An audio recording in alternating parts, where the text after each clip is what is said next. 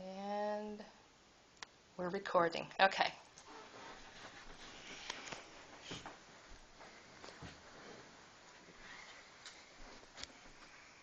Hi, thanks for coming tonight.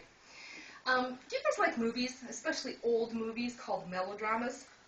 Well, I recently watched an old melodrama called The Outsiders. It's a movie that was copyrighted in 1982 and released in 1983, way before you guys were even born. The director was Francis Ford Coppola, and he set this movie in the 1960s. It was based on a novel written by a lady named S.E. Hinton, also called The Outsiders. The movie's rated PG-13 because it has some violence, there's some teenage drinking and smoking in it, and there's also some sexual references, so they rated it PG-13. My goal tonight is to tell you a little bit about the movie. I'm going to explain the cast. I'm going to tell you a little bit about the story, what happens in the movie, and then give you my opinion of the movie at the end, okay? Francis Ford Coppola gathered together a cast of what are some today really well-known actors. He has Diane Lane, Tom Cruise, Rob Lowe, Emilio Estevez, Ralph Macchio, you know, the Karate Kid, and the late Patrick Swayze are all in this movie. So, we have a great cast of actors. Now I'm going to tell you a little bit about the story. Francis Ford Coppola set this movie in Tulsa, Oklahoma in 1966, at a time when there were these two primary gangs in the city. There were the poor working class greasers, and there were the wealthy, preppy socials. They also called them the socias. Now the socias had lots of money, they had cars, and they had a pretty bright future, or so it seemed. The greasers, on the other hand, mostly only had their own friends.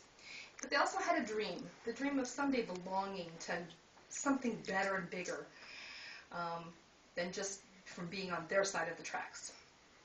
Now, the greasers didn't really go looking for trouble, but it seemed that they found trouble pretty regularly, and they called those fights rumbles or dust-ups. Now, when the movie starts out, the tension is kind of growing. And early on, some of the socias attack a couple of the greasers named Johnny and Ponyboy. And as Johnny is trying to defend Ponyboy, as they're trying to drown him, Johnny ultimately stabs and kills one of the socias. Oops. So, Johnny and Ponyboy kind of freak out, and they ask one of their older friends to help them. So the older friend hides them out in this old abandoned church way outside of town. And they stay there for about a week.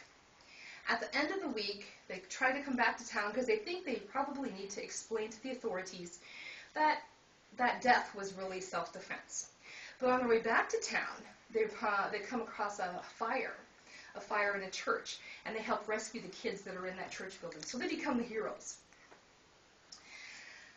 Well, we have a great cast. We have an interesting story with kind of a different twist. And all in all, it's a pretty enjoyable movie.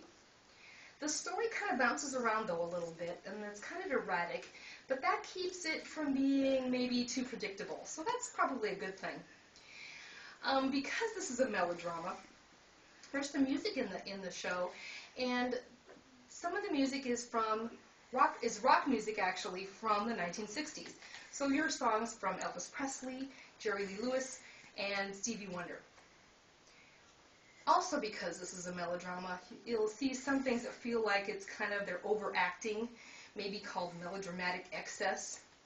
But that's just part of the nature of the show. All in all, this is a pretty memorable movie, especially if you like older movies, and if you like movies that are not quite so saturated with those hard-to-believe special effects that we sometimes see in action movies. So, in conclusion, The Outsiders, a Francis Ford Coppola movie with a who's who cast of young talent from the past 2 decades, is a story about the greasers and the socias, 2 gangs from Oklahoma in 1966. Pretty unforgettable and memorable movie. So check out the greasers if you get a chance. Those street rats with a heroic struggle. Oh, and remember, extra butter on the popcorn. Thanks.